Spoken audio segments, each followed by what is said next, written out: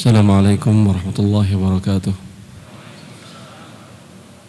Alhamdulillah rabbil alamin, hamdan katsiran tayyiban mubarakan fih, kama yuhibbu rabbuna wa yardah. Wa nusalli wa nusallim wa nubarik ala nabiyyina Muhammad ibn Abdullah wa ala alihi wa sahbihi man ihtada bi hudah wa ba'du. Ini bentuknya interaktif kan ya? Interaktif bentuknya atau saya yang ceramah aja 2 jam? Ada dengar, ada gitu.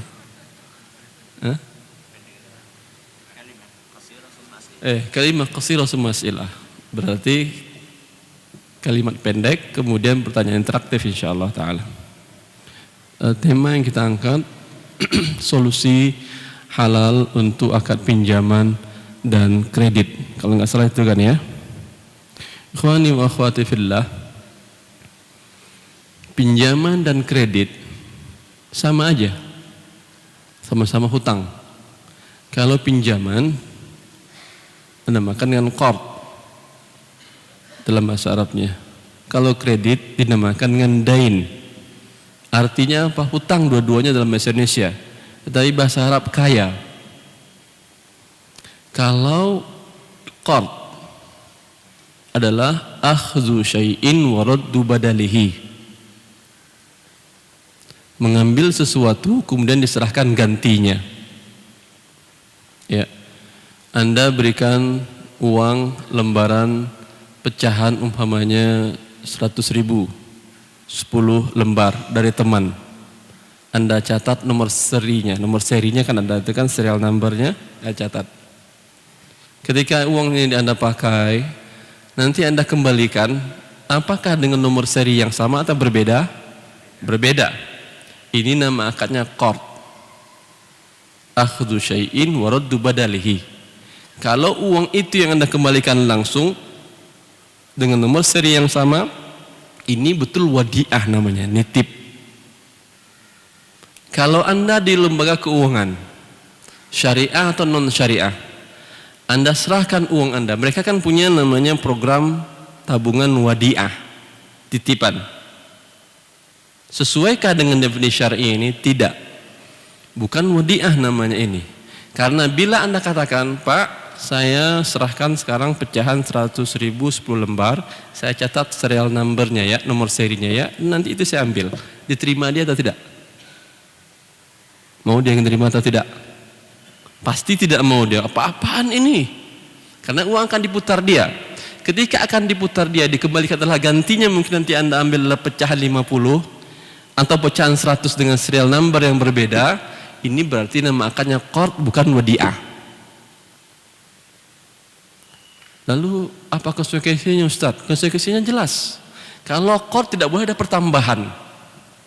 Kalau ada pertambahan namanya riba. Oleh karena itulah ketika Anda menabung di bank konvensional ada tambahan bunga, riba namanya. Karena akadnya qard. Jelas? Ketika di bank syariah, wadiah yang hakikatnya adalah qard, ada pertambahan atau tidak? Ada pertambahan. Mereka namakan bagi hasil. Sesungguhnya bagi hasilnya tidak berbeda dengan apa yang di bank konvensional tadi. Karena akadnya qard. Kalaulah wadiah tidak boleh diganggu gugat. Kalau qard boleh dengan syarat tanpa ada pertambahan. Masa Ustadz kita nabung tanpa ada pertambahan? Ada nggak seperti ini? Ada.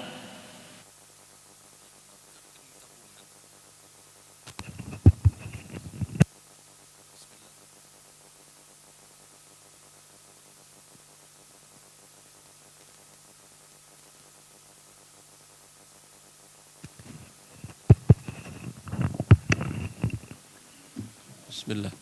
Saya pernah buka rekening tabungan di salah satu negara Islam karena satu kebutuhan, sehingga menitipkan dana lebih dari 10.000 real, sekitar berarti 35 juta rupiah.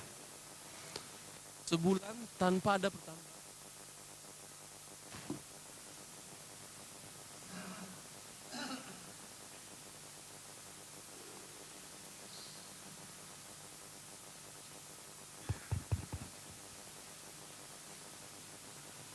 Bismillah, kita lanjutkan. Sebulan tanpa ada pertambahan walaupun 1 real pun. Saya tawarkan konsep ini kepada salah satu bank syariah di Indonesia. Wah, itu bagus. Bagus itu, sehingga kita tidak dibebanin untuk membayar bonus atau apa namanya dalam rekening tabungan tadi. Bukan bagus sisi itu saja, bukan keuntungan bagi bank saja. Yang penting bagi kita syariah murni sudah. Karena akadnya pinjaman tanpa ada pertambahan walau atas nama apapun juga. Jelas? Ini syariah murni namanya. Ya. Tetapi mereka mengatakan juga, apa ada orang yang mau nabung ke kita kalau tidak ada pertambahan?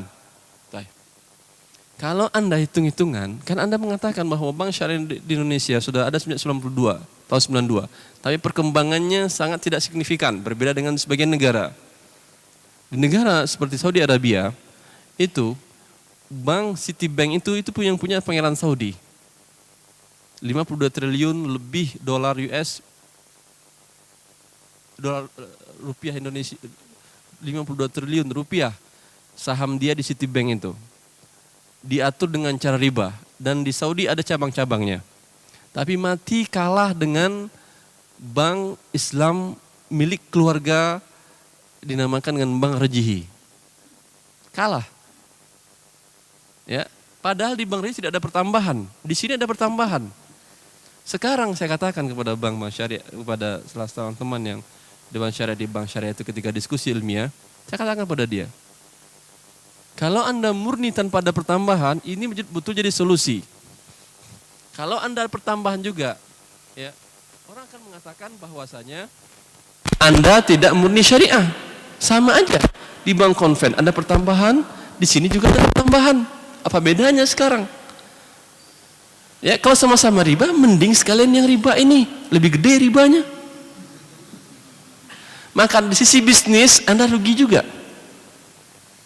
Kalau Anda murni syariah, Anda menjadi solusi orang muslim. Orang yang non-muslim tidak akan ke bank syariah, karena sisi materi pasti rugi dia. Jelas. Yang muslim ngapain dia juga ke bank syariah? Karena masih ada riba juga. Mana solusinya lagi? Tapi kalau Anda buat tanpa pertambahan, ini menjadi solusi benar, dan jangan takut masalah demikian. Ya, ini masalah akad qard tadi ya. Akad qard akhdhu syai'in wa raddu badalihi. Untuk semua barang, bukan uang saja. A pinjam beras kepada B sekilo, lalu kemudian dikembalikannya kepada B beras sekilo juga. Beras yang sama atau berbeda? Berbeda. Jenisnya sama tapi berasnya berbeda. Ini akadnya apa? Qard. Boleh dengan syarat tanpa pertambahan. Kalau si A mengatakan, saya butuh beras 10 kilo untuk ada kebutuhan selama seminggu ini, ya ada acara walimah atau macam-macam, butuh 40 kilo, nanti saya kembaliin. Boleh kamu kembaliin, tapi 45 kilo. Riba atau tidak namanya ini? Riba. Karena tambahan dari qard. Paham sampai di sini? Ini namanya akadnya qard. Yang kedua akadnya dain, hutang juga dalam bahasa Indonesianya. Cuman ini lebih luas. Kalau tadi ya hanya penukaran dari barang, ya kemudian dikembalikan gantinya. Kalau ini tidak, apapun hutang akibat apapun juga.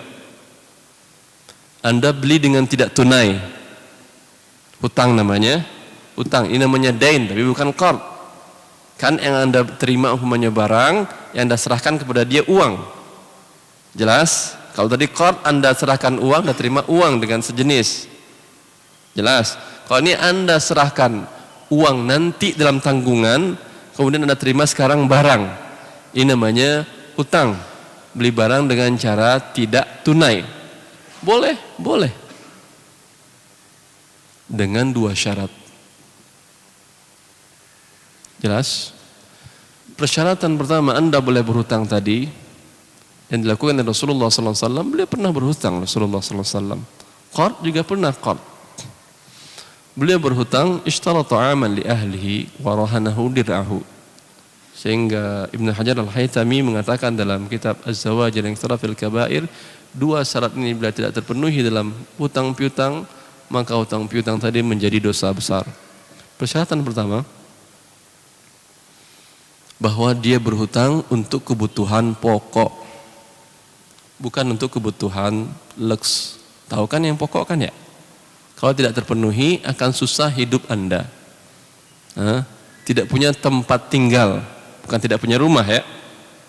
Bedakan tidak punya rumah dengan tidak punya tempat tinggal. Tidak punya tempat tinggal, ya, susah hidup Anda. Tidak punya rumah susah atau tidak? Tidak terlalu susah, bisa ngontrak, bisa numpang sama mertua, bisa numpang sama orang tua, tidak ada yang susah. Tapi tidak punya tempat tinggal, berarti nggak tinggal di mertua, nggak tinggal di, mau tinggal di mana Anda? Ini yang saya maksud dengan tidak punya tempat tinggal tadi. Ini kebutuhan pokok. Ya, tidak punya, tidak harus beli. Bila tidak terpenuhi ini boleh Anda berhutang. Tapi dengan terpenuhi syarat kedua. Syarat yang kedua adalah mampu membayar. Ustaz, kalau mampu bayar ngapain ngutang? Betul. Mampu membayar pada waktu itu. Pada waktu saatnya itu Anda perkirakan mempunyai harta, atau ada harta sekarang tetapi harta ini tidak liquid. Tidak liquid itu tidak bisa dicairkan. Artinya Anda membeli 100 kg beras untuk keperluan sesuatu. Bisa ditukar dengan mobil, nggak liquid mobilnya kan? Kan butuh minjam juga kalau nggak punya uang untuk itu kan ya? Maka syarat kedua ini harus terpenuhi. Pertama tadi kebutuhan pokok, yang kedua memungkinkan pada waktunya Anda bayar. Rasulullah ketika membeli dengan tidak tunai tadi dari Yahudi, beras yang dibeli, maaf bukan beras, Rasulullah nggak makan beras, ta'aman, makanan pokok yang dibelinya Rasulullah SAW untuk keluarganya. Kemudian warahanahu dir'ahu, kemudian beliau gadaikan baju besinya. Yang harga baju besinya lebih mahal daripada makanan yang dibelinya dengan tidak tunai tadi. Artinya pada saat dia tidak mampu bayar, silahkan itu dikuasai, dijual dan ditutupi hutangnya. Jelas? Tidak terpenuhi dua ini, maka berdosa Anda berhutang. Ya. Kebutuhan Anda mungkin cuma motor. Tidak mampu ini boleh berhutang. Berhutang tersebut bukan saja pinjam uang beli, bukan. Beli dengan tidak tunai ke orangnya. Ya, lebih mahal tidak ada masalah. Tapi jangan ada persyaratan denda keterlambatan yang merupakan riba. Ya, tidak mesti harus ke leasing Anda dengan leasing. Kalau apalagi leasing itu adalah leasing riba. Datangi orangnya langsung dan sampaikan niat Anda ingin membeli dengan cara tidak tunai. Mau nggak dia? Oh, semua orang mau uang cash, Ustaz. Sabar. Memang semua orang mau uang cash. Kalau dengan nominal yang sama tentu tidak mau dia. Dengan nominal yang berbeda mau nggak dia? Silakan berpikir. Artinya kalau saya beli barang ini cash, biasa harganya umpamanya 10 juta. Ya, kalau saya beli dengan tidak tunai nyicil 10 juta mau nggak dia? Gak mau beli, gimana caranya Ustaz? Tanyakan ke dia, kalau saya beli 12 juta tidak tunai selama 2 tahun gimana? Mau gak dia? Berpikir yang baik, mau gak dia? Bank aja mau, apalagi Anda. Lembaga keuangan, makanya keuntungannya 2 juta ini. Dan ini suatu hal yang kauniyah, fitrah naluri manusia, ada sebenarnya masa jahiliyah. Sehingga orang-orang jahiliyah mengatakan, ya, qalu innamal bai'u mithlur riba. Orang-orang jahil mengatakan agama kalian mengharamkan riba. Bukankah jual beli kalian juga sama dengan riba? Jual beli yang mana dimaksud ini? Jual beli yang tidak tunai ini. Jual beli tidak tunai biasa lebih mahal memang. Boleh. Sehingga Allah jawab wa ahallallahu al-bai'a wa harrama riba. Allah halalkan jual beli dan Allah haramkan riba. Yang jual beli boleh. Walaupun umpamanya hasil akhirnya sama. Coba saya anggap ini rumah. Kalau ingin saya beli harga 100 juta, saya nggak punya uang. Saya pinjam ke Bapak A, Pak pinjam Pak 100 juta Pak. Iya Ustaz, tapi kan pertambahan nilai segala macam. Ya udah saya bayar 120 deh. Nanti setelah 2 tahun. Diam dia kan, gak ada pertama-tama lagi. Udah. Ini boleh? Boleh atau tidak? Haram. Riba. Pinjam 100 bayar 120. Padahal untuk beli rumah. Kalau saya tawarkan kepada yang punya rumah ini, kalau saya beli rumah Anda ini dengan nyicil selama 2 tahun, Anda kan tadi mau cash 100 kan ya? Saya beli 120, nyicil selama 2 tahun dan bagi per bulannya sekian. Mau nggak dia? Mungkin mau, mungkin tidak. Anggap mau. Ketika mau, halal atau tidak? Halal dengan syarat dia tidak mengatakan, Pak kalau terlambat dikenakan denda ya. Kenakan denda dari riba lagi. Tidak ada itu. Lalu bagaimana dia mengamankan haknya? Ini baik nama nanti, gampang. Ya. Pertambahan di sini berapa? Jual beli 20. Di sini tadi berapa? Sama atau tidak? 20 sama. Tapi yang ini haram, yang ini halal. Maka Allah mengatakan wa halallahu al-bai'a wa harrama riba. Jadi permasalahannya belakang ini itu permasalahan pinjaman dan kredit. Bagaimana Anda mengerti syariat Allah atau tidak? Ketika Anda mengerti, halal. Yang satu pergi ke lembaga, haram. Yang satu langsung ke orangnya, halal. Dan biasanya lebih murah. Ini bisa tawar-tawar ini biasanya. Iya kan? Biasanya masih bisa nego ke orang langsung. Ya. Banyak kasus pribadi. Sekarang banyak umumnya orang mulai menjual para developer sebagian di Jabodetabek menjual rumah mereka kreditnya langsung ke nasabah. Dibuatnya rumah, dijual dengan tidak tunai kepada nasabah. Untung lebih besar.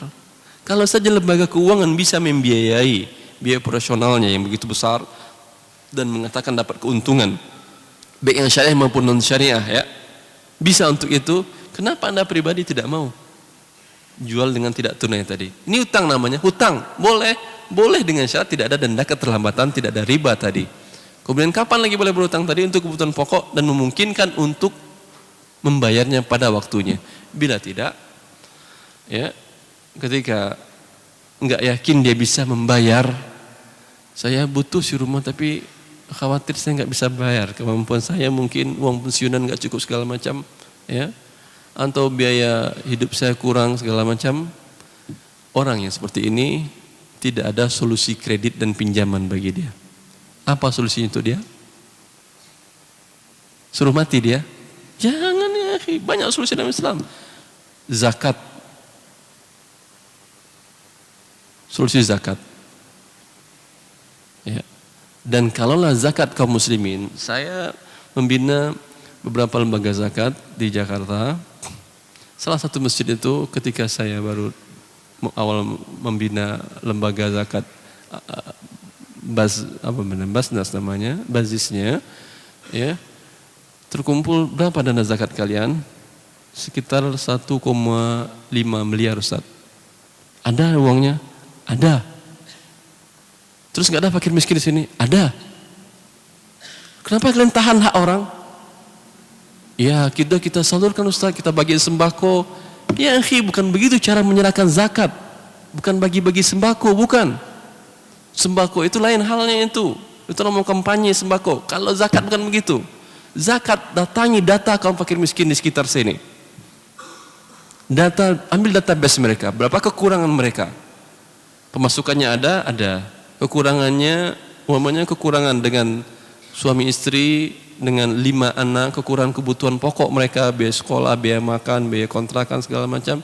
Gajinya ada, umpamanya 4 juta. Kekurangan 4 juta sebulan. Orang ini berhak mendapat 4 juta dikali 12, berapa itu? 48 ya. Berhak dia terima 48 juta. Berikan langsung. Setelah itu sesen pun sekarang dia terima zakat, haram bagi dia. Ini yang dikatakan oleh Umar, "Fa iza ataytum fa'ghnuhum", bila kalian memberikan zakat, kaya akan mereka. Artinya tutup status kemiskinan mereka menjadi kaya mereka sudah. Wah, nanti uang 48 juta habis di ini. Kenapa ente suzon dengan fakir miskin? Ya, kalau umpamanya dia belum bisa mengendalikan dananya, ajarkan cara mengendalikan, mengelola dana angka sekian. Dan ada salah satu lembaga masjid yang saya bina ikut dengan cara seperti ini. Kami coba seperti itu Ustaz. Alhamdulillah dari 5 dapat zakat tahun untuk hanya 5 keluarga saja. Ya, dari 5 keluarga ini ya semuanya sekarang cukup mandiri, punya usaha sendiri. Siapa? Kalau 48 juta bisa modal kan ya? Modal bikin usaha besar ini ya, akhi.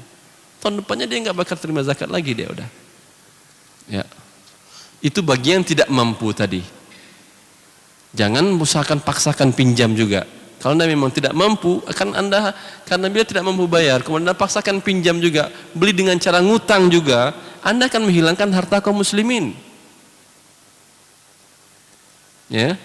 Oh, saya ada niat Ustaz, ada niat bagaimana? Sekarang Anda tidak punya pemasukan. Maka sampaikan dan minta zakat. Dan keluar zakat dengan baik. Ya. Cukup insyaallah bagi fuqara al-masakin tersebut. Saya kira cukup sebagai pengantar. Baik. Ada hal diskusikan, silakan.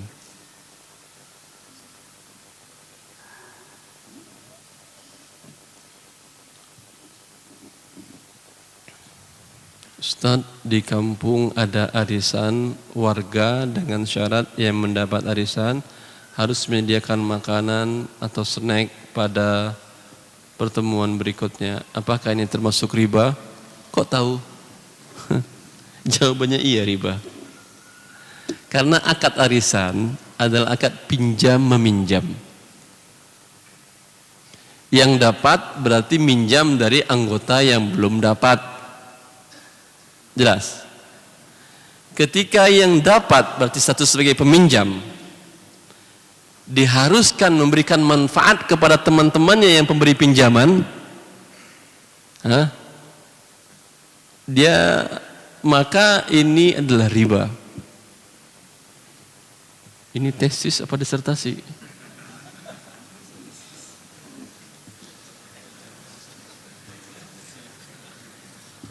Jelas ini, maka cermati ini dengan baik. Sering keluhan memang seperti itu. Ustaz, antum sampaikan itu riba, kami sudah begitu, ya atur dengan baik. Arisan suatu akad yang bagus, pinjam meminjam, ya tujuannya mengumpulkan dana untuk kebutuhan sesaat, kebutuhan mendadak, tetapi jangan dengan cara yang haram. Lalu bagaimana caranya? Sisihkan dana dari setiap uang yang dikumpulkan, sekian persennya adalah untuk biaya konsumsi, sehingga biaya konsumsi tidak ditanggung sendirian oleh si yang menerima pinjaman, yaitu yang mendapatkan giliran. Paham ini? Baik.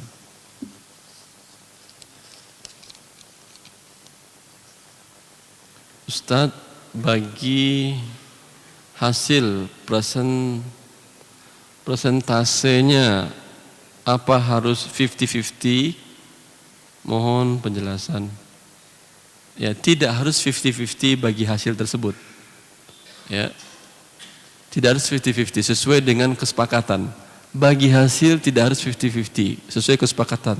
Tapi kerugian ditanggung harus besar modal. Paham? A dan B masing-masing menyerahkan dana 100 juta, 100 juta. Ya. Untuk membuat sebuah usaha umpamanya jual beli material bangunan.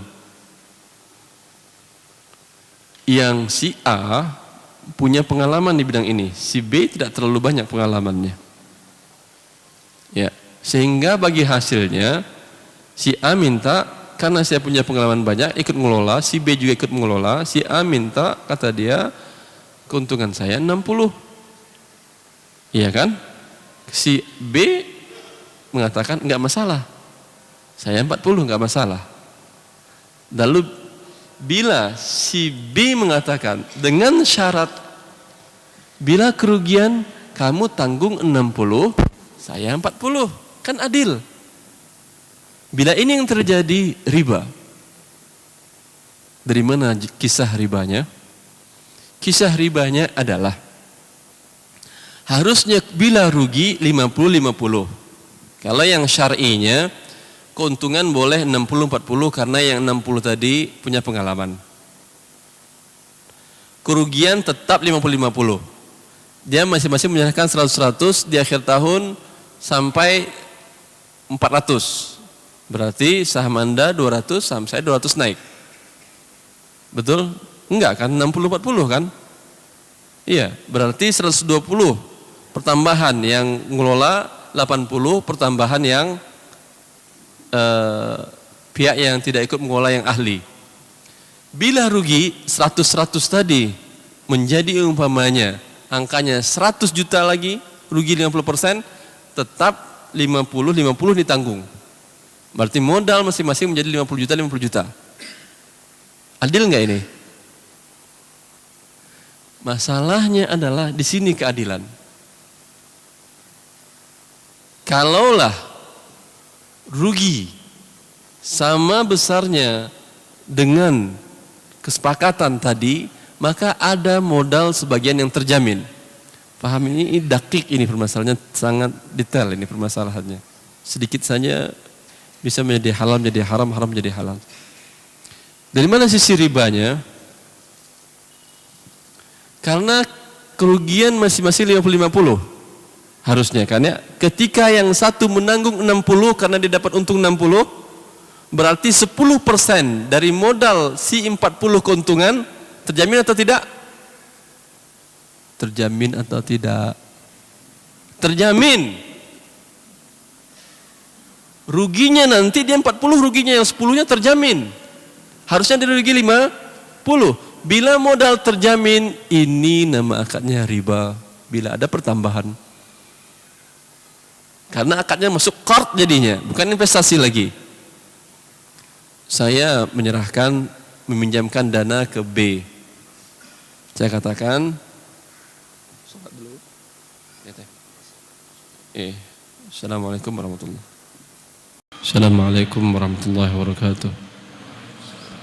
Alhamdulillah, wassalatu wassalamu Rasulullah wa ala alihi wa sahbihi wa man wala wa ba'du. Kaum muslimin, kaum muslimat dimuliakan oleh Allah, kita lanjutkan interaktifnya, tanya jawabnya. Pertanyaan selanjutnya, Ustaz, apabila ada seseorang pinjam uang di bank, lalu orang tersebut meninggal dunia, lalu hitungan hutangnya dibayarkan oleh pihak asuransi karena pihak bank telah mengasuransikannya, apakah hutang yang dilunasi dari pihak asuransi tersebut sudah mewakili hutang orang yang telah meninggal? Iya. Bila sudah dibayar asuransi, sudah tidak perlu Anda bayar. Pun Anda bayar tidak akan diterima oleh mereka. Baik.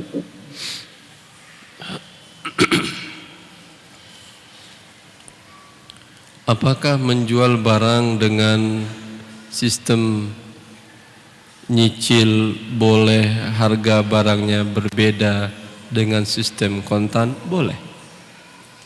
Dengan syarat pada waktu akad jelas. Anda tawarkan, ini rumah ini saya jual kalau cash 100 juta. Anda maunya berapa? Kalau 1 tahun saya jual 110 juta. Ya, itu penawaran, bukan jual beli. Baru penawaran, belum ada akad ini. Baru namanya ijab, satu pihak. Bila kemudian dia menjawab, udah saya pilih yang 1 tahun pembayaran dengan harga 110 juta. Sekarang berapa harganya? 1. Berapa akadnya? 1. Yaitu menjual rumah ini dengan cara tidak tunai selama 1 tahun seharga 110 juta. Tadi 2 penawaran iya, tapi akad terjadi sekarang 1 karena qabulnya pada salah satunya. Baik.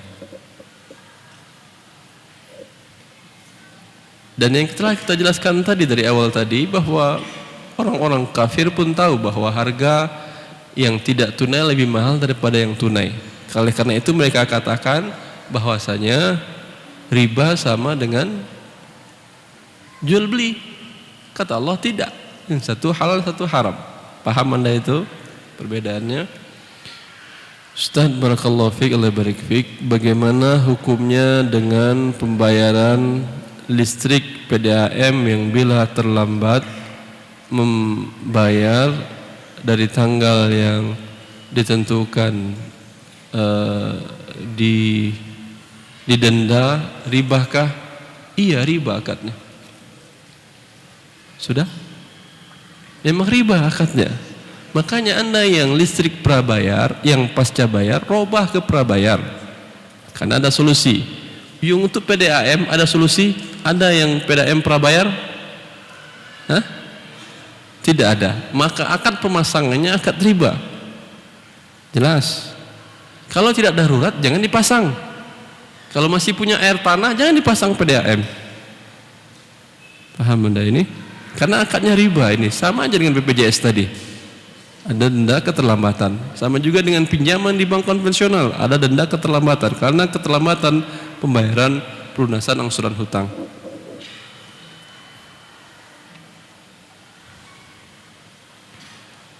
Assalamualaikum. Waalaikumsalam. Bagaimana hukumnya kalau kita pada orang pengusaha, bekerja pada orang atau pengusaha yang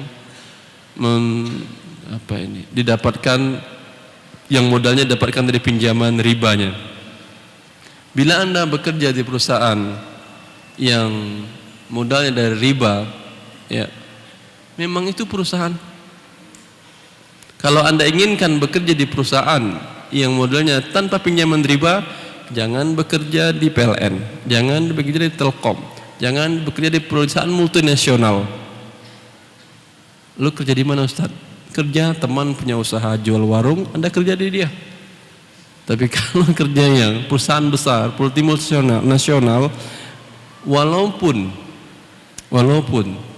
mereka dalam akte pendiriannya ada klausul pasal biasanya yang menyatakan bahwa perusahaan bisa menambah dana dengan cara pinjaman ke bank konvensional. Ini klausul riba ini.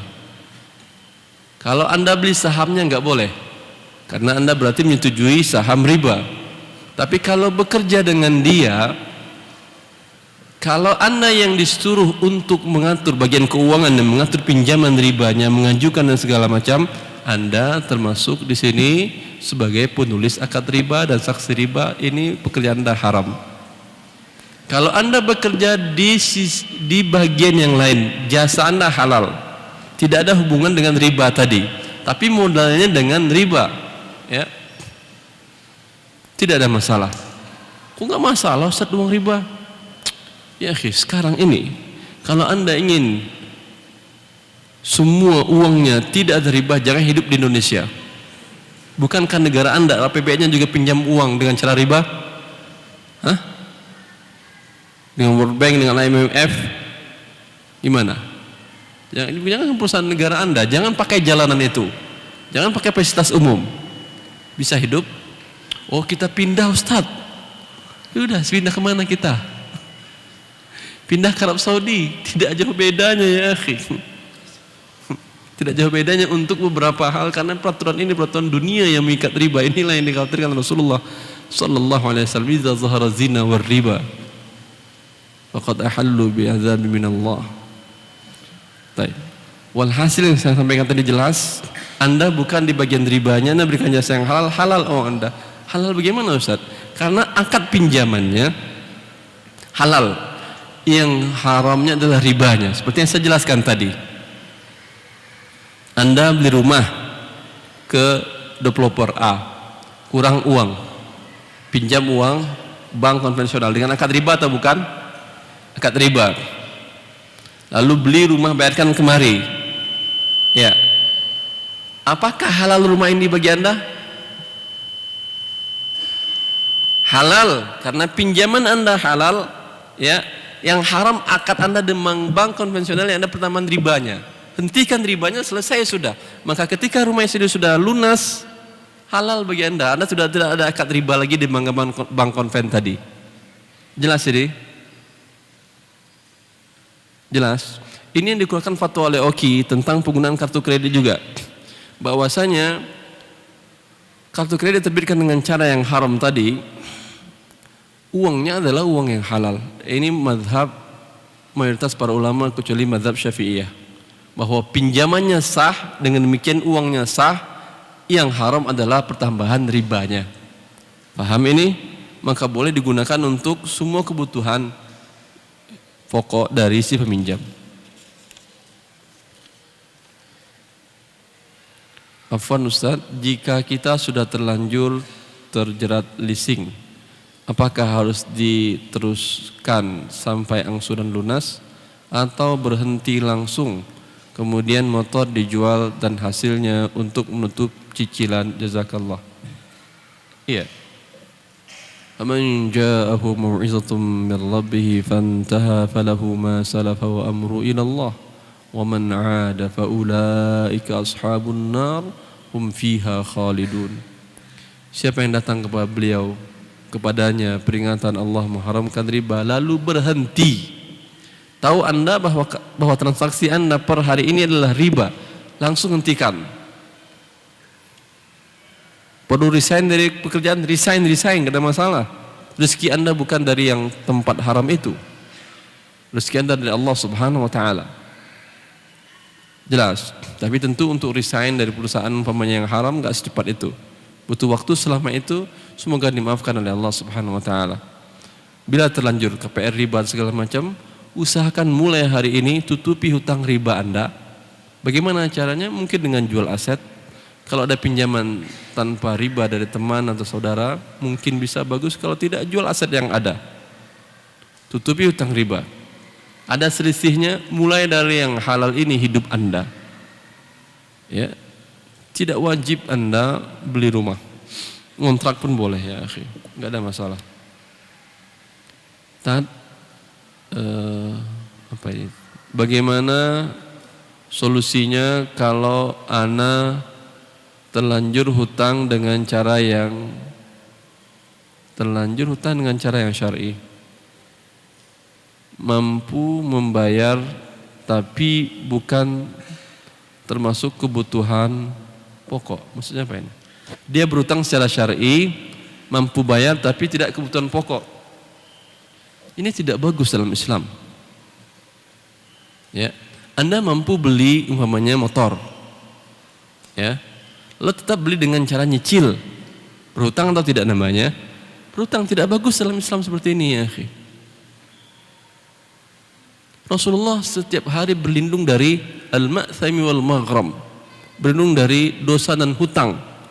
Anda umatnya berhutang setiap hari padahal mampu. Tidak boleh seperti ini. Mampu beli rumah dengan tanah dahulu kemudian dibangun pelan-pelan, atau belum mampu, bahkan mampu cash langsung, beli dengan cash. Ya, jelas ini, jangan dengan berhutang. Karena Rasulullah berlindung dari hutang.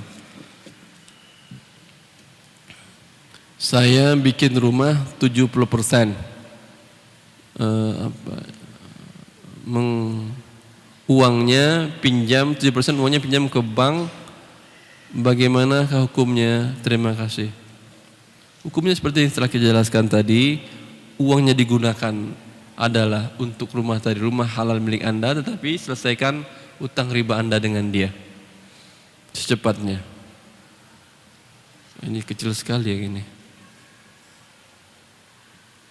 Ustaz, apa hukumnya asuransi swasta komersial yang di dalamnya tidak terdapat unsur denda riba apabila terjadi pembayaran premi yang terlambat? Asuransi adalah tukar menukar uang dengan uang. Anda serahkan uang jumlahnya sekian, waktu sekarang, nanti kemudian Anda terima uang dengan berlebih atau sama. Kalaupun sama, tetap namanya riba nasi'ah, karena tukar uang dengan tidak tunai. Kemudian kalau berlebih, dan biasanya berlebih, maka menjadi riba. Kemudian terkadang di sini ada klausul bahwasanya baru bayar premi 2 kali terjadi risiko dipertanggungkan, dapat dia uang yang banyak. Ketika dia celaka, terjadi kecelakaan, untung dia karena dapat uang klaim asuransi. Ketika dia tidak celaka, untung atau rugi dia? Rugi dia, karena habis uangnya yang bayar, nggak dapat apa-apa. Ya, maka ini adalah tetap mengandung unsur riba dan diharamkan dalam syariat Islam.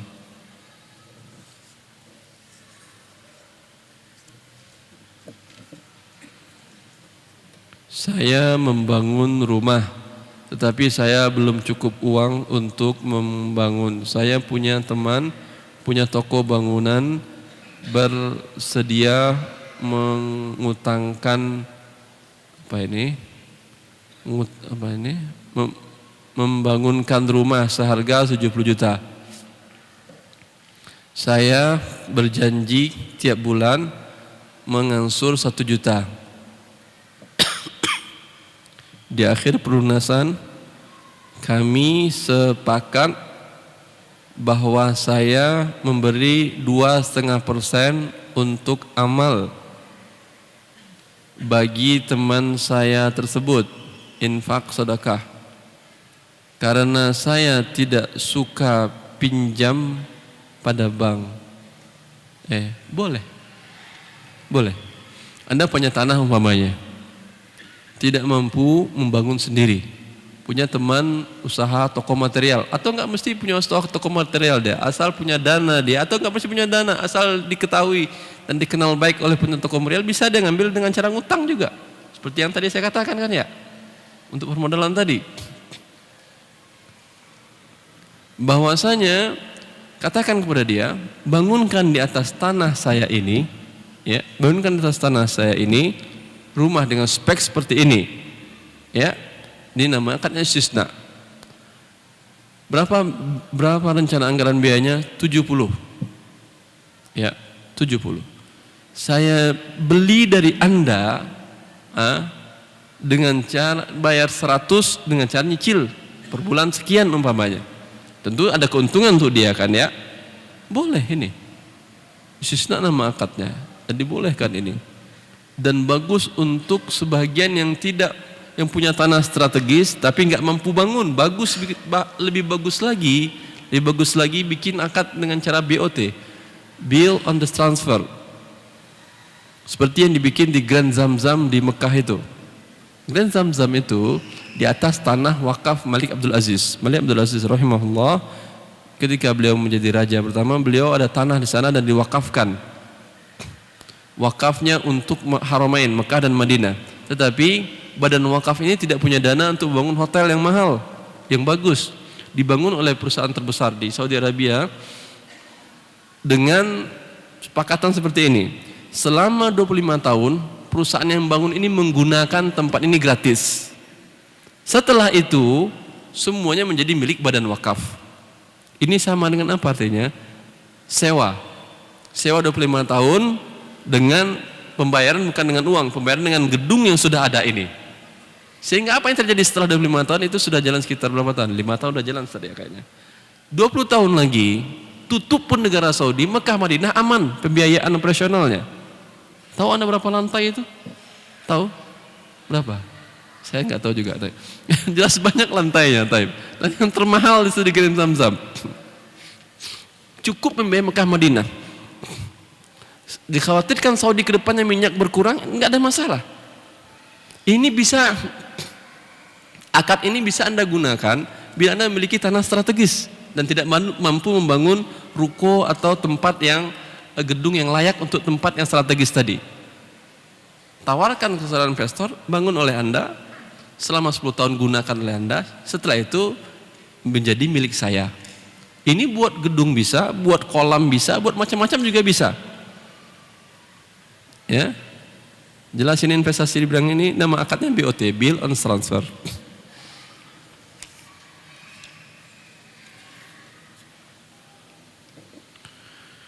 Apakah bank syariah di Indonesia betul-betul dikelola berdasarkan syariah? Tidak. Bagaimana halnya dengan bank konvensional, tetapi dia DPDB dalamnya juga mengadakan bank syariah? Saya katakan sudah tidak tadi. Sesama pedagang kadang terjadi pertukaran barang dagangan, umpamanya pedagang sayur dengan pedagang ikan dengan harga tertentu. Bila ikan 10.000 maka dapat sayur senilai 10.000. Apakah itu dibolehkan? Boleh. Tukar umpamanya 10 ikat sayur kangkung dengan setengah kilogram ikan jenis tertentu. Boleh. Tukar barang dengan barang boleh. Jelas? Haruskah dikonversi dengan nilai uang? Tidak. Tidak harus konversi dengan nilai uang. Langsung boleh. Ustaz, mohon solusi bagaimana apabila ada suami istri yang ingin membangun rumah namun berbeda prinsip, yaitu istri tidak mau bersinggungan dengan riba, sementara sang suami hanya mau membangun rumah jika pinjam ke bank. Bagaimana mencari jalan keluarnya sementara kebutuhan untuk memiliki rumah sudah mendesak? Syukran wa jazakumullah khairan. Seperti yang saya katakan tadi. Apa yang saya katakan tadi? Sampaikan, jangan ke bank. Suami Anda tadi sampaikan ada teman atau ada tukang material atau ada kontraktor, ya, suruh dia bangun, nyicil ke dia, lebih murah dan lebih aman dari riba. Jelas?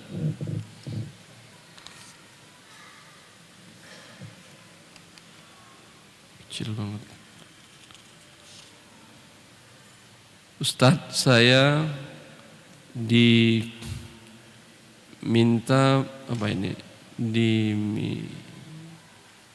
belanja barang oleh perusahaan saya, diminta belanja barang oleh perusahaan saya bekerja.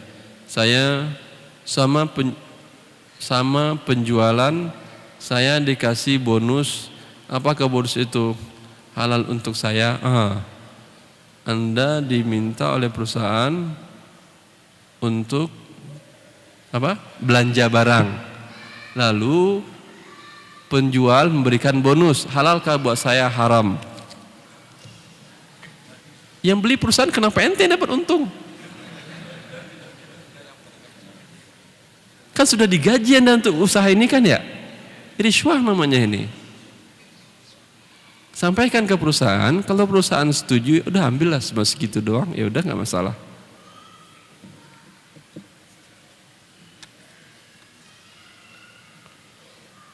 Bismillah, Ustaz, mau tanya, mana yang lebih baik, ikut peserta BPJS atau lebih baik tidak?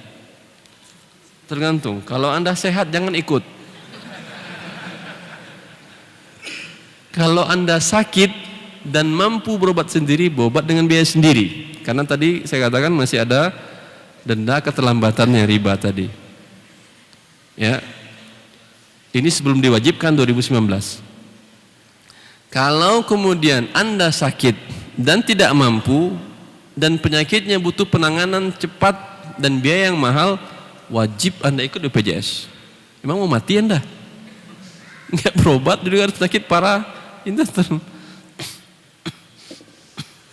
Jelas ini sekarang. Ini yang mandiri saya maksud ya. Kalau yang peserta yang dibayarkan oleh negara atau yang dibayarkan oleh perusahaannya enggak ada masalah. Dikatakan ada kumpulan simpan pinjam.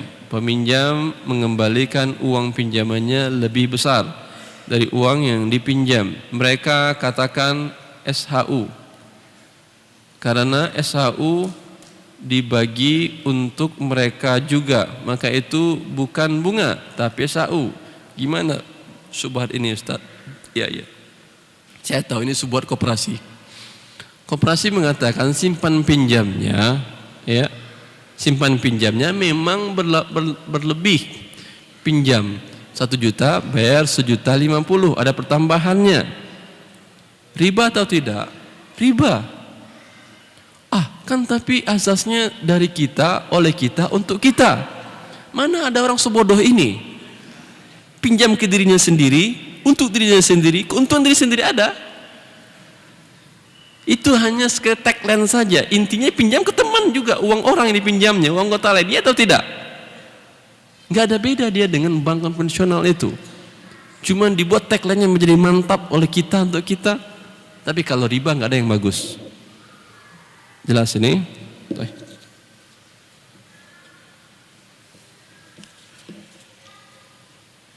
Saya bekerja di perusahaan dengan tugas utama sebagai kurir.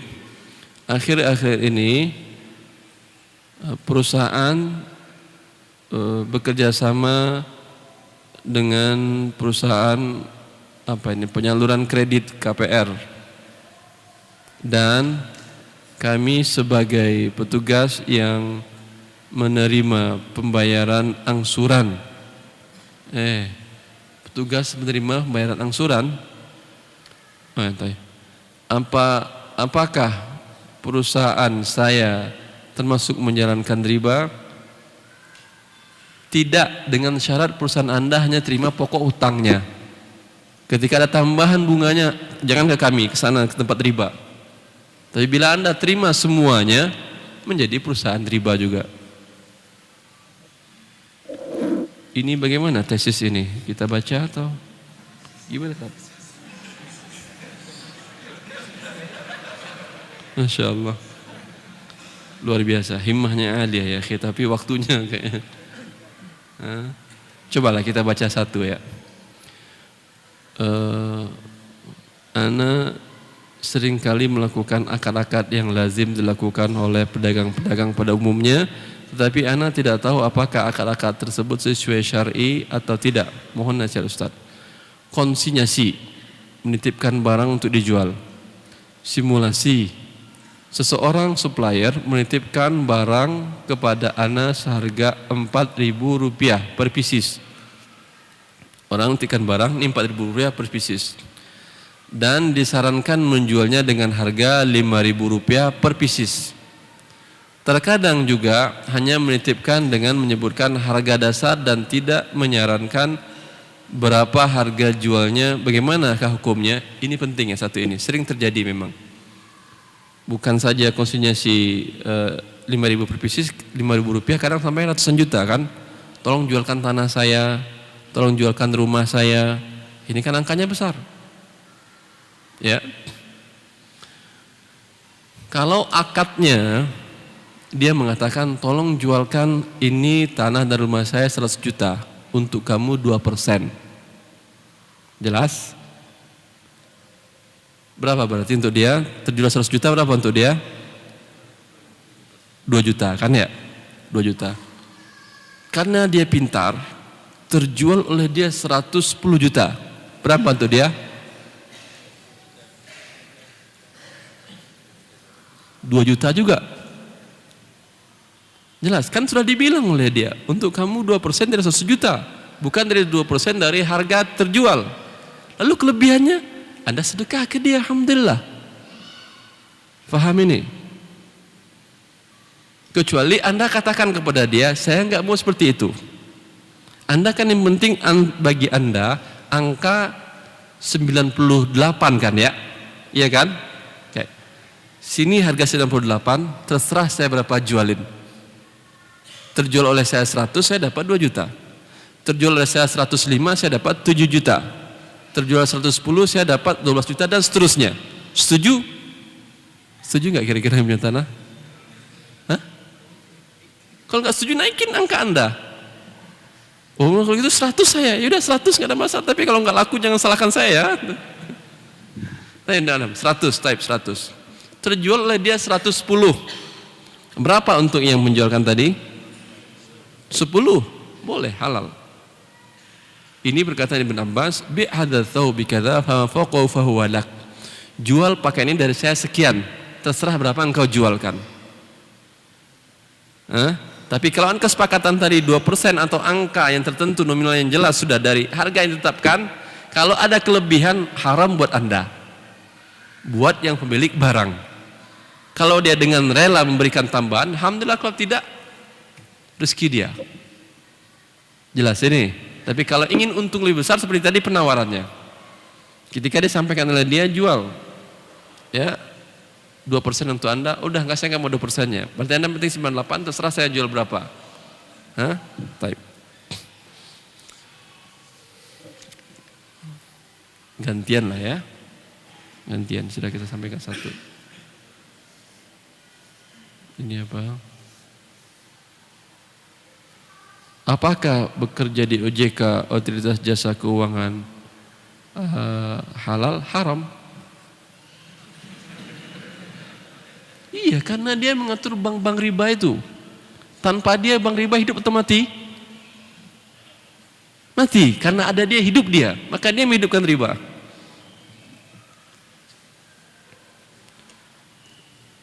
Bagaimanakah hasil harta yang diperoleh dari orang yang bekerja di bank? Haram. Harta yang bekerja di bank adalah haram. Jelas ini? Karena la'ana Rasulullah akil dari bawah mukilahu wa katibu wa syahidaihi hum sawa. Rasulullah mengutuk yang makan riba. Dalam hal ini bila bank berikan pinjaman dan dapat pertambahan bunga, ini adalah riba dan ini yang digunakan oleh bank untuk sebagai biaya operasional dan keuntungan menggaji karyawannya. Satu. Kemudian mukilah memberikan makan, dia memberikan pertambahan bunga juga kepada nasabah. Kemudian nasabah kan diberikannya juga bunga kan ya? Dua kutukan ini. Kemudian wakatibahu yang nulis, karyawannya semua yang nulis akad ini.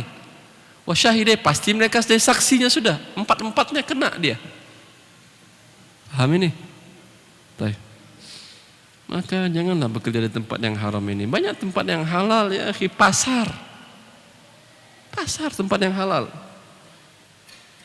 Ya, Abdurrahman bin Auf ketika beliau datang ke Madinah, ya, memulai usahanya, langsung tanya, dulu ni ala suq, tunjukkan aku pasar. Bukan tunjukkan mana kerja di bank mana saya yang bagus, enggak. Ke pasar. Di sana ada rezeki Allah Subhanahu wa taala. Ya. Mulai dengan cara apa? Cara modal beli barang dengan tidak tunai, itu dari Abdurrahman bin Auf. Modal kepercayaan, saya beli barang, besok saya bayar. Jual cash, masih untung karena Anda beli dari pasar dari pusat perbelanjaannya, pusat perkulakannya. Pasti untung Anda itu. Jelas?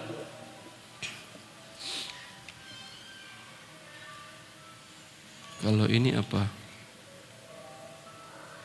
Ustaz, saya punya usaha di bidang makanan kering, makanan kering. Ketika usaha mulai berkembang, saya menawarkan investasi kepada saudara saya besarannya kurang lebih 35 juta. Saya sampaikan syarat dan ketentuannya kepada saudara saya sebagai berikut. Bahwa bagi hasilnya 500 rupiah per bungkus. Setiap bulan dibagi ngapain? Dibagi sama omset per bulan.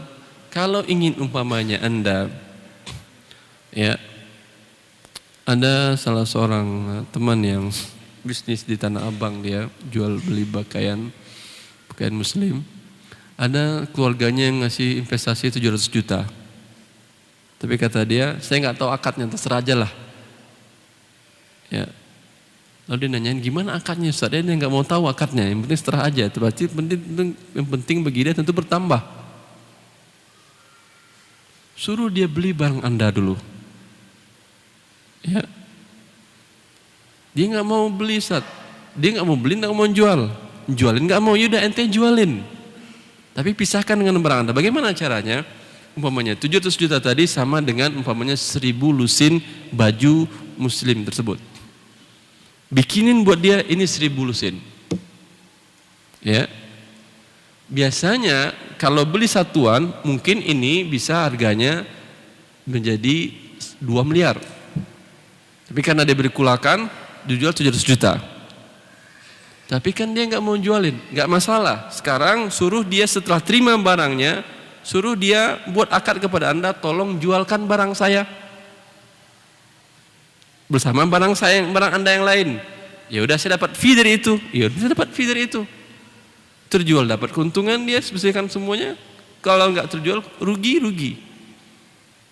Biasanya nggak rugi, Ustaz, akhir tahun bisa dijual, bisa kalau gitu nggak masalah. Jelas. Lebih aman daripada 500 nitip per basis. Ya.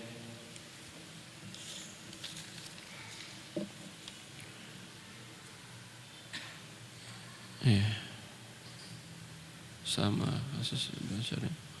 Ustadz, sistem gadai yang benar sesuai ajaran agama bagaimana, mau dijelaskan? Gadai adalah barang penjamin dari hutang, baik hutangnya bentuk qard ataupun hutangnya bukan qard. Umpamanya Allah mengatakan, wa in kuntum ala safarin wa lam tajidu katiban farihanun maqbudah. Bila kalian dalam perjalanan dan tidak ada yang menulis akad kalian, maka ambil barang jaminan. Maka ini bagus, setiap Anda menjual barang tidak tunai, berarti dia berhutang ya, atau dia minjam uang kepada Anda, ambil barang jaminan. Tujuannya apa? Adalah sebagai penutup hutang dia kalau dia pada saat itu tidak mampu membayar. Anda jual kepada dia umpamanya motor dengan tidak tunai tanpa ada pertambahan riba, ya. Lalu minta jaminan kepada dia. Dia nyicil kan ya, minta jaminan. Jaminan apa? Terserah, yang seharga atau lebih mahal daripada itu. Umpamanya jaminannya adalah surat kebunnya dia, seharga umpamanya 50 juta, anggap 50 juta seharga itu. Dijaminkan. Ketika dia tidak mampu membayar lagi, ya, jualkan tanah kebun tadi, terjual 50 umpamanya. Yang sudah dicicilnya dari hutang motor tadi, sudah tercicil, harganya kan 12, sudah tercicil 5, tinggal berapa? 7. Terjual 50, ambil 7 juta uang Anda, yang sisanya sekitar 43 juta kembaliin buat dia, harta-harta dia. Bukan menjadi halal semuanya milik Anda, haram. Jelas ini? Enak kalau kita jangan bayar aja ya, dapat 23 juta. Kalau diambil semuanya ini haram ya akhi. Karena milik dia adalah sebagai penjaminan saja.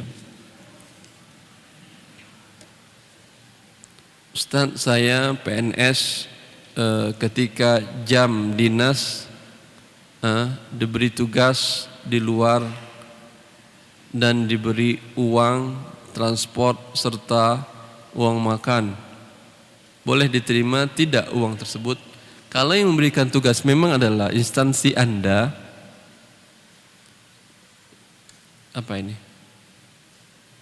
Diberi tugas di luar, maksudnya di luar kantor maksudnya kan ya, bukan di luar jam kerja kan ya? Wallahu alam, di luar kota atau luar negeri saya nggak tahu, di luar aja, di luar rumah juga di luar namanya, di luar kantor, penting di luar kantor apa keluar kota umpamanya, diberikan uang dinas segala macam, memang halal untuk Anda, memang sudah ada anggarannya, jelas, memang halal untuk Anda ini menggunakan uang makan tersebut. Bila ada kembaliannya bagaimana?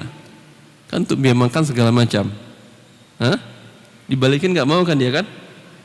Repot pembukuannya, balikin aja. Kalau nggak berikan kepada fakir miskin, karena tidak halal bagi Anda ini. Anda hanya uang makan, uang nginep segala macam. Ini sudah nginep, sudah makan, masih ada sisa. Bilang negara berikan kepada, kalau ada rekening negara, tapi nggak ada rekening negara yang bisa dikirim oleh rakyat, nggak ada.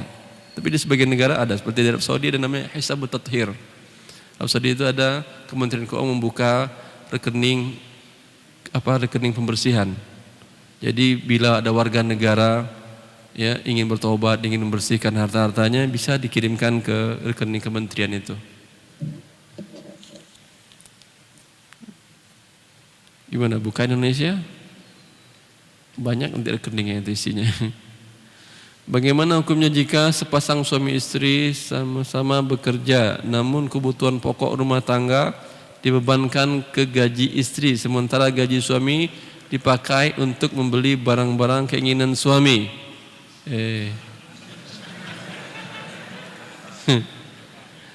Ini tanyakan ke pengadilan biar ditangkap suaminya.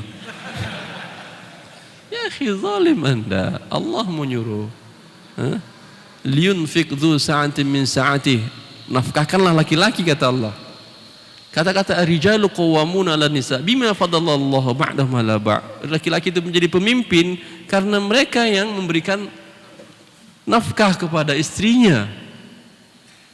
Ya, semuanya Anda yang nanggung. Bahkan kalau istri Anda ikut bekerja, ya, kalau istri Anda ikut bekerja, uang dia buat dia. Yang uang Anda buat bersama. Nafkah dia. Jelas ini. Apa ini? Orang tua Ana membeli mobil yang apa ini? Yang mana harga aslinya apa harga aslinya? 16 juta. Ada mobil 16 juta? Hah? Ada? Oh Allah, bannya 2 apa 4?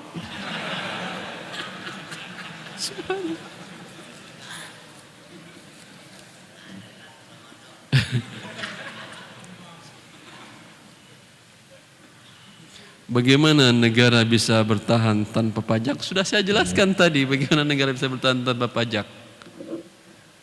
Ya, apakah Rasulullah SAW membangun negara khilafah Islam yang besar begitu, dengan negara dengan pajak tidak 1 sen pajak diambil. Pajak itu uang palak itu ya, akhi. Benar, malas kerja, tinggal malakin dari rakyat, nah setoran, ya. Padahal negara memiliki minyak yang banyak, sumber daya alam yang banyak, subur, bisa diatur dengan baik. Tinggal pengaturan dengan cara yang baik, insya Allah selamat. Ya, ini sudah saya sampaikan langsung ke saya. Beberapa kali diminta oleh Kementerian Keuangan Republik Indonesia untuk berikan pelatihan kepada para pegawai mereka untuk memberikan pelatihan di bidang distribusi syariah. Sudah 3 kali pelatihan kalau tidak salah. Juga pernah seminar nasional tentang pajak, mengumpulkan seluruh kepala pajak Pratama se-Jabodetabek di sebuah tempat, di sebuah sekolah tinggi, ya, atas permintaan dari Dewan Pengawas Pajak Nasional. Beliau udah ngaji karena itu Ustaz ceramah tentang pajak Ustaz. Ya udah ceramah tentang pajak, seminar tentang pajak. Awal seminar saya bukan dengan hadis Rasul dari kalimat Daud, la yadkhulul jannata sahibu maksin. Tidak masuk surga pemungut pajak.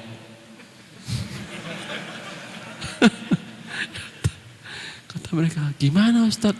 Tanyakan kepada Rasulullah gimananya. Beliau yang bilang nggak masuk surga. Karena pajak yang membuat biaya hidup mahal, tinggi, inflasi, banyak adalah pajak. Kenapa biaya hidup di Indonesia mahal? Ya, barang mahal, kan di sana ada masukkan unsur pajak di sana. Tanpa itu emang negara bisa Ustaz? Bisa. Bisa negara itu dibangun tanpa pajak. Di masa Rasulullah dibangun dengan tanpa pajak. Banyak pemasukan negara. Waktu saya sampaikan beberapa mawarid maliyah lidaulah Islamiyah.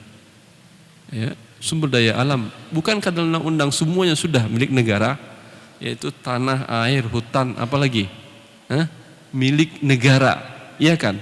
Masih mungut pajak lagi dari warga, uang palak lagi masih ngambil.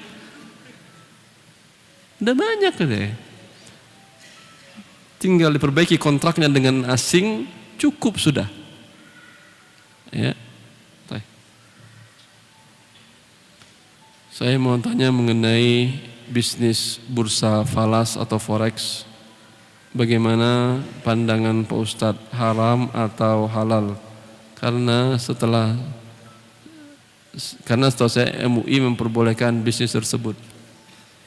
Bisnis forex, siapa yang bisnis forex? Bisa atau tidak dengan cara cash diterima langsung? Karena persyaratan harus tunai. Harus tunai, yadan biyadin. Dia termasuk dari emas dan perak yang di masa Rasulullah sebagai alat tukar. Dan sekarang alat tukar adalah uang kartal. Maka bila menukar uang kartal yang sejenis, persyaratannya harus 2, agar tidak terjadi riba, tunai dan sama nominalnya. Dan ini alhamdulillah ada di mana-mana di Indonesia. Ada tukar ke bank, pecahan yang jelek dengan pecahan yang bagus tidak ada pertambahan, sama. Ya, tapi berbeda mata uang, persyaratannya satu. Anda tukar dolar dengan rupiah. Mau dia $1 1 rupiah? Dia nggak mau. Anda mau? Mau, alhamdulillah.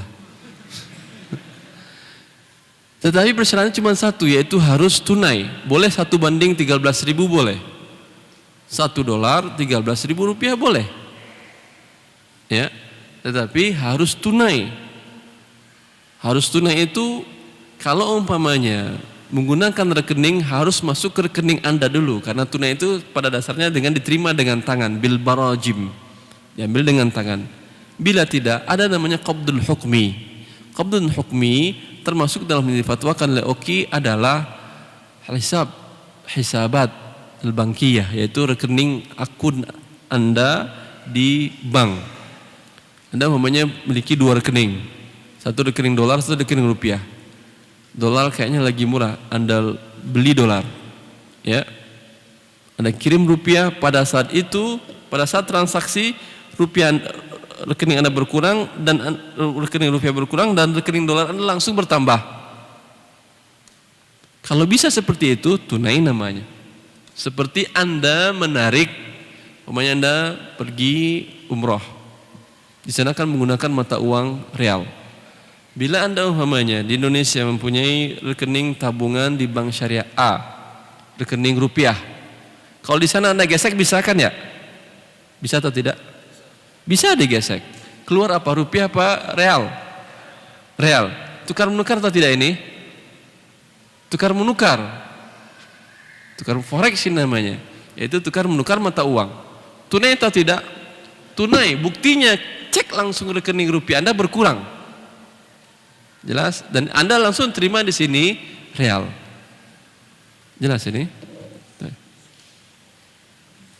Yang ini terakhir, Ustadz, ya, orang tua memberi harta yang mana harga, oh yang tadi ya, yang 16 juta mobil tadi. Cukup sih.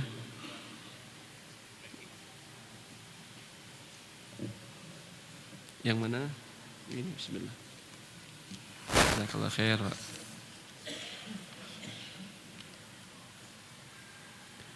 Bank syariah di Arab Saudi yang Ustadz sampaikan tanpa riba, dari manakah bank tersebut mencari keuntungan sehingga bank tersebut lebih maju daripada bank riba di Arab? Oh, bagus pertanyaan. Kalau tanpa riba, dari mana biaya operasionalnya? Belum lagi keuntungannya kan ya. Saya katakan pada tahun 2009 asetnya sudah mencapai 200 miliar dolar US. Aset dari Bank Rojihi itu, bank Islam terbesar di dunia, milik keluarga Rojihi. Keluarga ini keluarga yang Masya Allah, semoga Allah menjaga mereka. Keluarga baik, banyak kebaikannya bagi kaum muslimin. Dari mana dia mendapatkan keuntungan? Dari jual beli. Bisa bank berjual beli? Bisa. Saya punya muzakir tafsiriyah seperti MOU antara ketika pada tahun 1404 Hijriyah, berarti tahun 84 Masehi ya. Keluarga Rojihi ini ingin membuat bank yang murni syariah. Mereka mengajukan ini ke instansi resmi lembaga negara, yaitu di bawah bank sentral negara tersebut. Mereka ajukan muzakir tafsiri, ya, MOU, mereka akadnya seperti ini, jual beli, mudharabah, rugi memang rekeningnya. Akhirnya kalau rekening mudharabah Anda masukin bisa berkurang. Kalau rekening yang hisabul jari atau rekening giro itu tidak berkurang dan tidak bertambah. Dia berbisnis. Ya, kalau akad pembiayaan kepada masyarakat bukan uang yang dikasih, memang jual beli barang. Saya ingat salah satu sekolah Indonesia di Riyadh, itu di bawah sekolah di bawah kedutaan, ingin beli gedung sendiri, ingin memiliki gedung. Ya. Ingin memiliki gedung, mereka persyaratannya harus ada penjamin. Untuk mengajukan pembiayaan tersebut ada penjamin. Artinya Kalau umpamanya sekolah ini nggak bayar, penjamin yang bayar. Persyaratan penjamin itu adalah orang yang aman gajinya bisa langsung diambil oleh bank tanpa repot, yaitu pegawai negeri. Karena pegawai negeri di sana bila dia mengajukan penjaminan maka gajinya langsung dipotong oleh pihak negara ke rekening bank. Jelas? Ya. Maka sekolah Indonesia itu membutuhkan seorang penjamin yang gaji pegawai negerinya itu lebih dari 20.000 real. 20.000 real kali 3,5 berapa? 70 juta. Indonesia pegawai negeri ada gaji segini? Dicarilah warga negara Indonesia yang pegawai negeri sana. Ternyata ada, alhamdulillah, warga negara saya keturunan Padang. Dia di situ profesor di sebuah universitas, profesor kimia, ya, gajinya sekitar 25.000 real per bulan. Profesor sana gajinya tinggi. Profesor itu setiap tahun pertambahan gajinya 500 real tanpa batas. Semenjak dia diangkat profesor, umpamanya gaji minimal di profesor itu 12.000. Kali ini ya, antum, saya pikir angka ribunya antum tambah kali 3.500 ya. 12.000. Semenjak dia diangkat profesor, tahun depan tambah 500 lagi, tahun depan tambah 500 lagi, tahun depan tambah 500 lagi, sampai tidak ada batas, sampai dia wafat. Begini caranya mereka, negara tersebut merangsang orang untuk menjadi profesor, sehingga profesornya banyak. Benar, profesornya banyak di sana, banyak profesor-profesor muda-muda, baik profesor bidang agama maupun bidang sains. Nah, insya Allah Syekh Abdul Razak yang sudah profesor juga gaji seperti itu. Di Indonesia, subhanallah. Ya.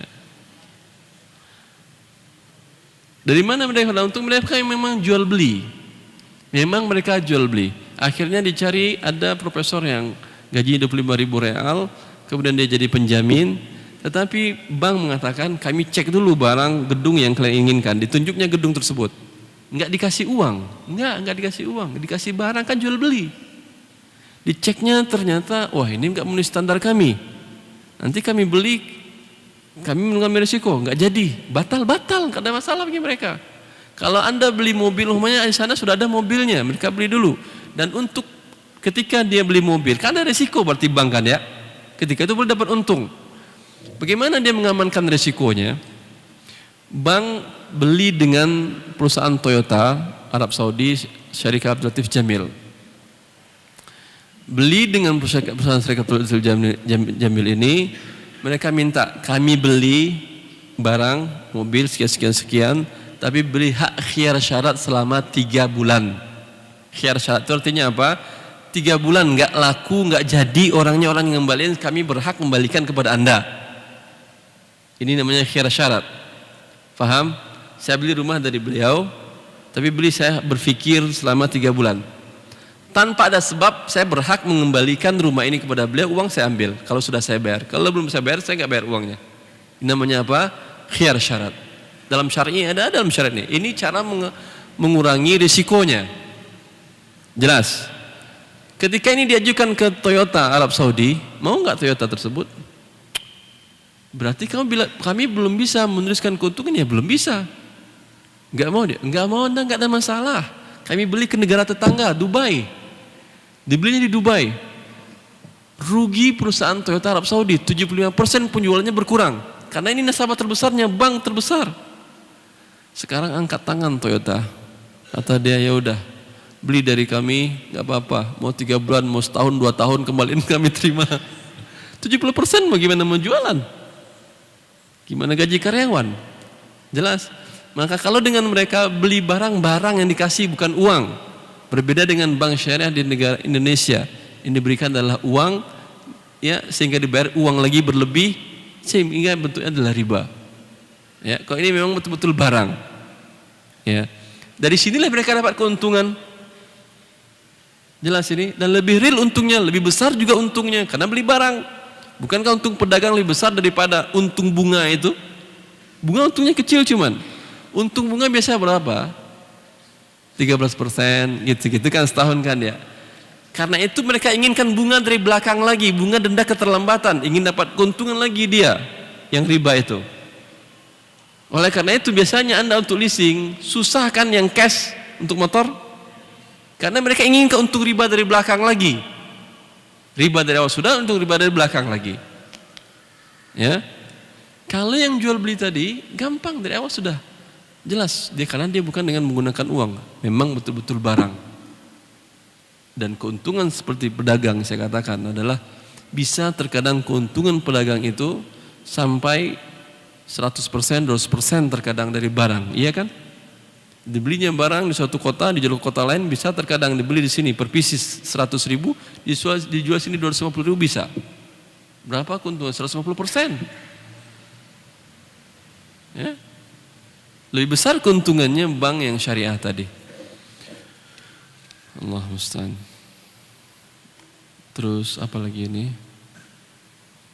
Saya penjual jagung kepada peternak, bila harga kontan 3.300 tapi karena tempo 2 bulan maka harganya 3.700, bagaimana hukumnya? Apa termasuk riba? Kalau dari awal kesepakatannya bahwa dijual jagung dengan tempo 2 bulan, harga 3.700 per kilo, boleh, jelas. Tapi ketika dia beli umpamanya 3.300, kata dia ntar sore saya bayar ya, ternyata belum, sampai 2 bulan baru dibayarnya. Enggak, sekarang 3.700 karena kamu ambil 2 bulan, ini riba, jelas.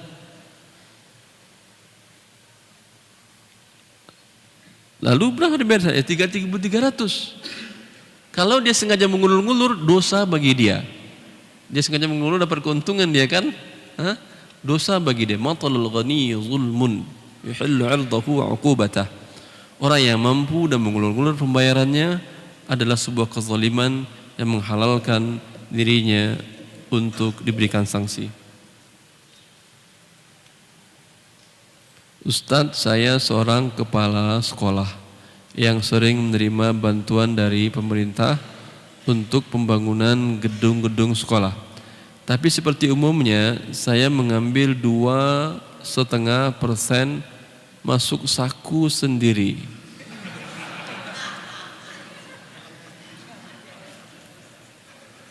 Apakah ini termasuk uang haram?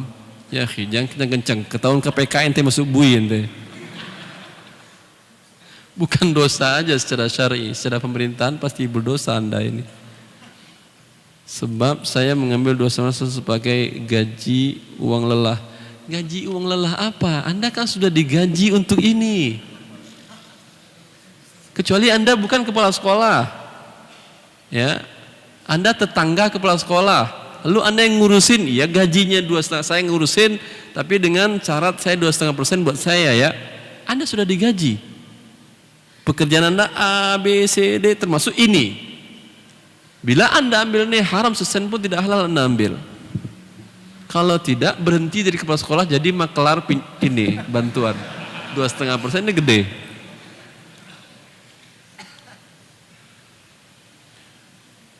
Ketika seorang menjadi PNS, maka ia dikenakan pajak.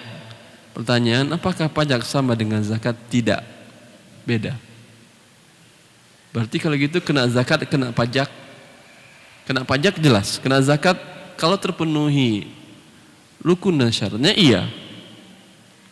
Ya. Apakah PNS terkena pajak? Mungkin iya, mungkin tidak. Tidak langsung dipotong dari gaji PNS tersebut zakat sekian, tidak. Lihatlah cara menghitung zakat dari gaji begini. Baik PNS maupun pegawai swasta ya. Umpamanya terima gaji bulan pertama sekitar 5 juta rupiah. Sudah sampai nisab? Belum, nisabnya 85 gram emas sekitar 43 juta. Ya. Wajib zakat? Belum. Boleh dipotong sebagai zakat, terserah Anda.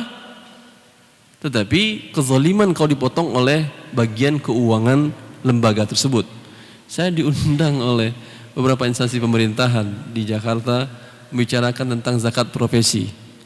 Setelah saya katakan ini sebuah kezaliman tidak ada dan di sana ada bagian kawan yang motongannya, mereka semua alhamdulillah besok kita nggak boleh dipotong lagi. Kayak gimana Anda mau ngambil zakat dari mereka? Mereka gaji umpamanya 5 juta. Biaya hidup per bulan 5.500.000. Tadi harus Anda sunat lagi zakat, bukan zakat namanya. Ini fakir miskin Anda makan uangnya. Atas nama agama zakat. Kalau yang zakat saya jelaskan begini caranya. Ya. Kalau zakat di sebagian negara seperti di Arab Saudi, saya katakan tadi teman-teman kerja di Toyota di sana, itu mereka karyawan yang dapat zakat dari perusahaan. Bukan perusahaan yang ngambil zakat dari karyawan.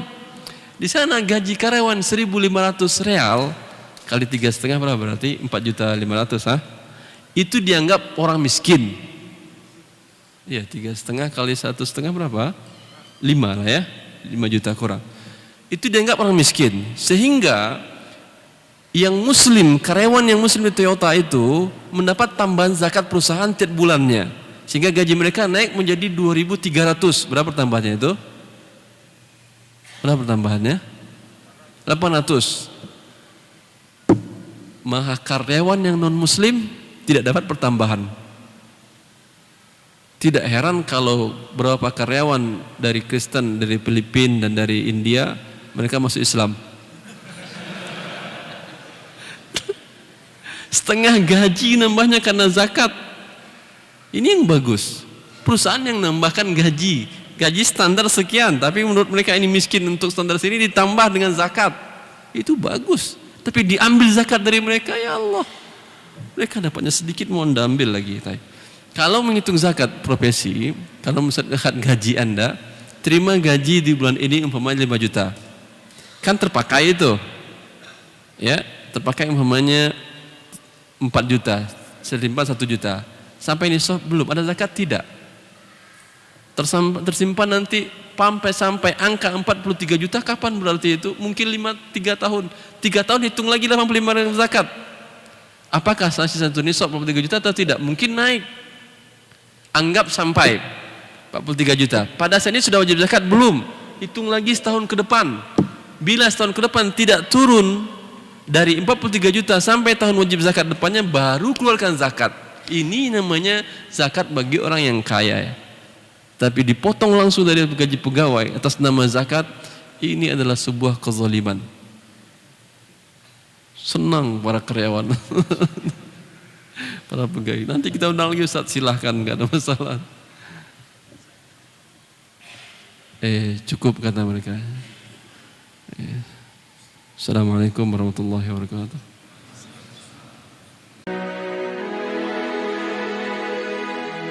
Alhamdulillah.